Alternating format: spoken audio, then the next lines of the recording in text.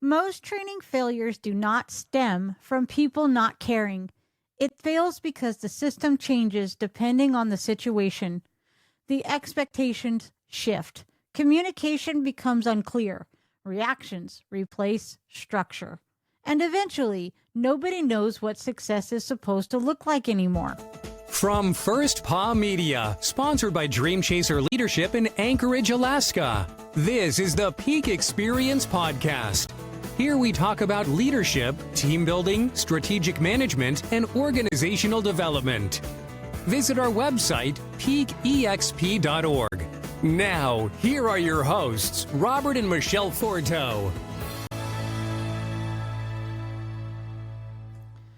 This is the Peak Experience Podcast, where we explore leadership through real-world experience, not theory. This is episode 2 of The Journey, Leadership Through Partnership, the Danny and Gunnar story. In the last episode, we talked about where Danny started after returning home from combat and why the decision to pursue a service dog was about rebuilding stability, trust, and independence. Today, we are going to talk about why most training fails. Not just dog training, leadership training, team development, and organizational systems. Whether you are working with a service dog or leading a business, the same problems keep popping up. Lack of clarity and inconsistency and even reactive behavior. And until those issues are addressed, performance remains unpredictable. I'm your host, Michelle Forto. Welcome to Peak Experience. Here's the problem with most training. One of the biggest misconceptions about training is the idea that progress equals reliability. A dog responds a few times correctly and people assume the behavior is learned. A team performs well during a meeting and leaders assume alignment exists. But controlled success is not the same thing as reliable performance. Real reliability shows up when conditions change, when pressure increases, when distractions are introduced, when the environment becomes unpredictable. That is where weak systems begin to break down. Early in Danny and Gunnar's training, there were moments where things looked good. Gunnar responded well in structured environments. Danny was learning timing and communication. Progress was happening. But progress in a controlled setting was never the goal. The goal was reliability in the real world, and that requires more than isolated success. It requires a structure that withstands pressure. But what about lack of clarity? The first major reason training fails is a lack of clarity. In dog training, unclear communication creates hesitation and inconsistency almost immediately. If commands change from day to day or expectations are not reinforced consistently, the dog begins to try to interpret what is wanted rather than respond with confidence. The problem is not motivation. The problem is uncertainty. The same thing happens inside organizations. Leaders often believe they are being clear because they have explained something once, but explanation is not clarity. Clarity requires definition. It requires consistency. It requires reinforcement. Without that, people create their own interpretations of what success looks like. That leads to misalignment.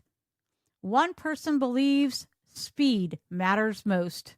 Another believes quality matters most. A third thinks avoiding mistakes is the priority. Now, everyone is moving in different directions while assuming they are all aligned. With Danny and Gunnar, clarity had to become part of the system from the beginning. Commands had to mean the same thing every time. Expectations had to stay stable. Structure had to replace guesswork. Because when clarity disappears, confidence usually disappears with it. Now, let's talk about inconsistency. The second major failure point is inconsistency. This is one of the fastest ways to weaken trust in any system. In dog training, inconsistency creates confusion almost immediately. If a behavior is corrected one day and ignored the next, the dog has no stable pattern to rely on. The result is hesitation and unreliable performance. In leadership, inconsistency creates a similar effect. Leaders enforce standards differently depending on mood, timing, or pressure. Expectations shift. Accountability becomes selective. Eventually, people stop trusting the structure itself. And once trust in the system erodes, people begin relying on self-protection instead of alignment. This creates fragmentation inside teams. With Danny and Gunnar, consistency was critical because their partnership had to function in real-world environments where uncertainty already existed. The training process needed to become a stable part of the system, not something that changed from day to day. That is something we learned early at Alaska Dog Works. Reliable behavior does not come from intensity. It comes from consistency over time. We're going to take a short break here, and we will be right back. Leadership is not learned in comfort. It is forged through challenge, uncertainty, and action. It's time for another memorable moment in leadership history, sponsored by Dream Chaser Leadership and Peak Experience, providing experiential leadership development, strategic coaching, and team building programs designed for real-world results. Harriet Tubman returns again. She repeatedly went back to guide others to freedom. Here's the lesson. Courage creates trust. The mantra, go first. And we are back. Let's continue our discussion. Now, what about reactive behavior? The third reason most training fails is reactive behavior. When people feel pressure, they often abandon structure and start reacting emotionally instead. In dog training, this can look like overcorrecting, changing expectations mid-process, or becoming frustrated when progress slows down. That instability creates even more confusion. The dog no longer knows what to expect. Teams respond the same way. When leaders become reactive, systems become unpredictable. Decisions are made emotionally instead of structurally. Standards shift in response to stress instead of remaining consistent through it. That creates short-term movement, but long-term instability. One of the things Danny had to learn during the process was how to remain structured even when stress levels increased, not because perfection was required, but because stability mattered. The goal was not to eliminate pressure. The goal was to create a system that could function within it. That principle eventually became part of what shaped our work through Peak Experience as well, because organizations experience the same thing. Pressure exposes weak systems. It reveals where clarity is missing, where inconsistency exists, and where reactions have replaced structure. So what actually works? Well, over time, we realized something important. Successful training is not about controlling every variable. It is about building systems that remain stable when variables change. That requires clarity. It requires consistency, and it requires accountability. At Alaska Dog Works, those principles became the foundation of how we train service dog teams, not for perfection, not for perfect conditions, but for real-world reliability. Through Peak Experience, we now apply those same ideas to leadership and team development because the environment may change, but the underlying problems usually do not.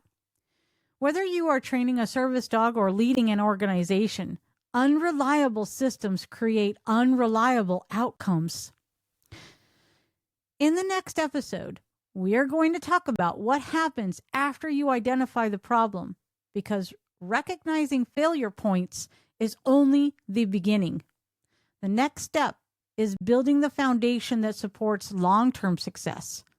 That means expectations, routines, trust, and structure that hold up over time.